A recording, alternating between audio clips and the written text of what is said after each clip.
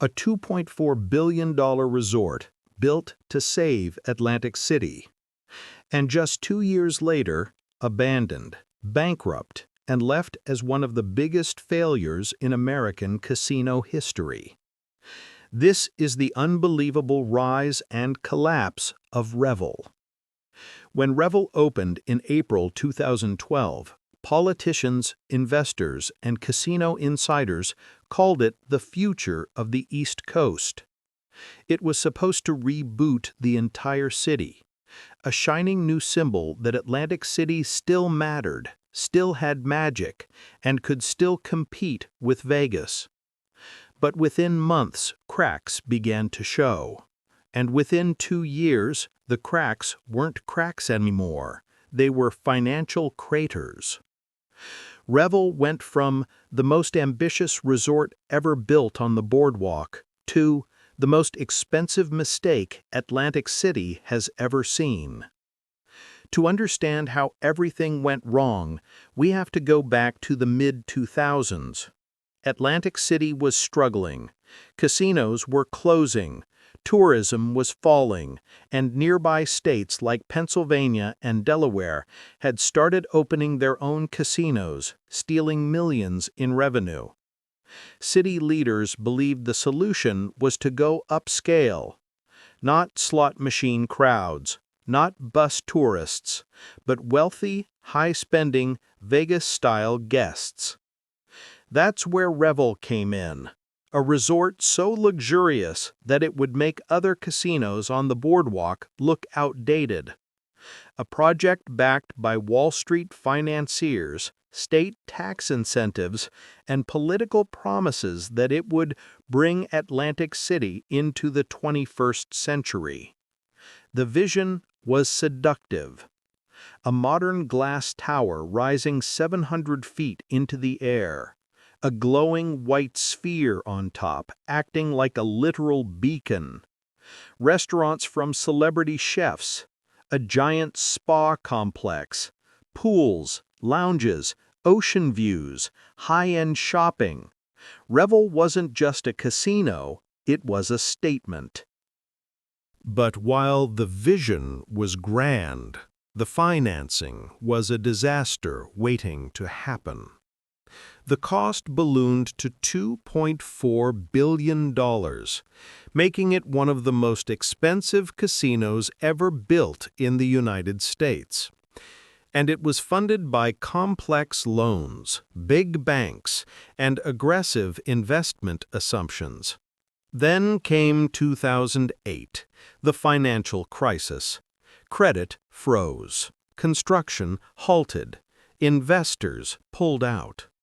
For a while, Revel was literally a half-built skeleton on the beach, a symbol of everything going wrong in Atlantic City. Eventually, funding was patched together, with the state of New Jersey stepping in to help revive the project. But by then, the warning signs were already visible. The market had changed, and the gamble had gotten even bigger. When Revel finally opened in April 2012, the celebration was enormous. Fireworks, national press, hopes that this was a new era for the city. But from day one, the guests weren't coming in the numbers they needed. Why? Because Revel made one fatal mistake. It tried to be too luxury. No smoking on the casino floor, no cheap dining options, no bus groups, no budget rooms. Everything was designed for a wealthy market that simply didn't exist in Atlantic City. They built a palace for tourists who were never coming. Within the first year, Revel's finances were a disaster. Its operating losses were massive. Its casino revenue ranked dead last among Atlantic City casinos, despite being the newest and most expensive. Its nightclub and restaurants were praised, but praise doesn't pay massive debt. Revel needed 90% occupancy and huge gambling revenue to survive. Instead, it often ran at half capacity, and gamblers preferred other casinos. The resort's design didn't help. The casino entrance was awkward. The boardwalk access was confusing. The layout felt like a luxury hotel first and a casino second. In a city built on gambling, Revel seemed to forget what business it was actually in. Less than a year after opening, Revel filed for its first bankruptcy. Investors restructured it. Loans were reshuffled. Managers changed. Marketing shifted. But nothing worked. By 2014, just 2 years after opening, Revel filed for bankruptcy again. This time, it could no longer be saved. Hotels in Atlantic City have closed before. Casinos have struggled, but never on this scale. Revel shut down in September 2014. $2.4 billion now sitting dark on the boardwalk. Once closed, Revel became the hottest and strangest real estate drama in the city. Buyers came and went. Brookfield Asset Management, deal collapsed. Glenn Straub, controversial owner with wild public statements. Polo North, stalled plans and legal fights. Every few months, headlines announced a new plan. Revel will reopen. Revel sold to new investor. Revel plans delayed again. Nothing happened. Meanwhile, the building decayed. Its giant ballrooms stayed empty. Its hotel rooms collected dust. Its massive energy plant sat unused, costing millions. Locals started calling it the Cursed Tower. Finally, in 2018, a new owner bought Revel for around $200 million, a tiny fraction of its original cost.